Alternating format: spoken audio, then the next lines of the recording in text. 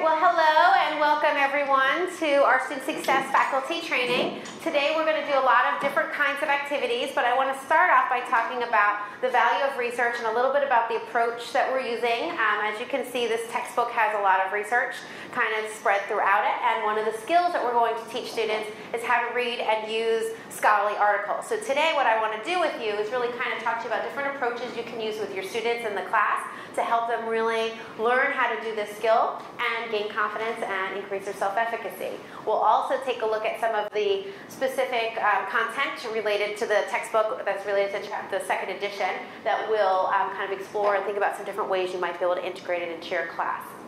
So let's start by talking about the value of research and why research is so important and why it belongs in the Student Success course in their very first semester.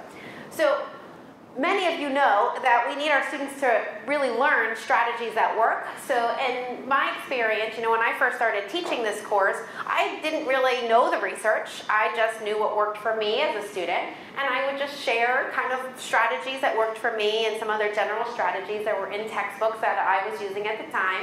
And I was kind of surprised when I finally dove into the literature to discover that some of what I was telling my students wasn't really that accurate. So sometimes we are validated by the research and what works, and other times what we think works isn't really what the literature says. So we want to make sure that we're bringing our students the most up-to-date information about research strategies that really do work for them. So that's really, I think, the key value of having research integrated into the course. Now, why do we want to do this? Well, our faculty here at our college and faculty across the country are all asking students to use scholarly sources very early on in their college careers. In fact, it used to be that the information literacy approach was that you kind of gradually get a little bit of involvement, and throughout the first or second year of your time in college, you'd get more and more sophisticated with the kinds of information literacy skills that you'd be exposed to, whether it's through library visits, English classes, things of that nature. But when they've done some research out there, they have discovered that 97% of students are actually required to use a scholarly source in their very first semester of college.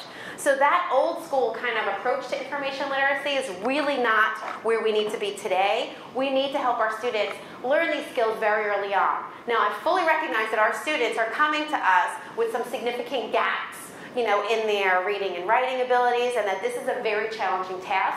Nonetheless, it's a task that they need to learn as a first semester college student. It's really going to help prepare them well for their work here at the college level. In addition to it being important, it also kind of has raised the credibility of the class. When I first started teaching this class, students would be like, oh, I had already a study skill class in high school. I don't need another study skills class. I know what I'm doing. And then they take a look at this textbook and they look and they're like, whoa, I haven't ever seen peer-reviewed journal articles before. This looks a little bit new to me and might be a skill set that is something that I have not yet developed or developed as fully as I would like to. So for me, I really have found that students have found it to be much more credible when we have research integrated to the class. They view it as a more academically rigorous class instead of a kind of softer version of the class that doesn't really feel like a college class. So I think that's kind of another important message.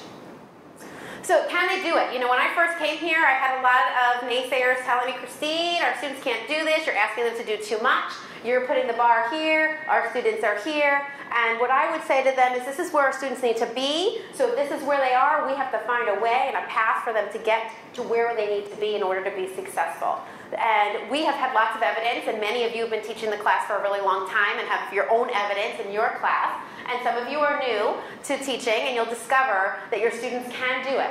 But there's a little caveat. In order for them to do it, you want to raise the bar, you have to raise the support. So you can't just throw the task at them and expect that they'll be able to do it successfully.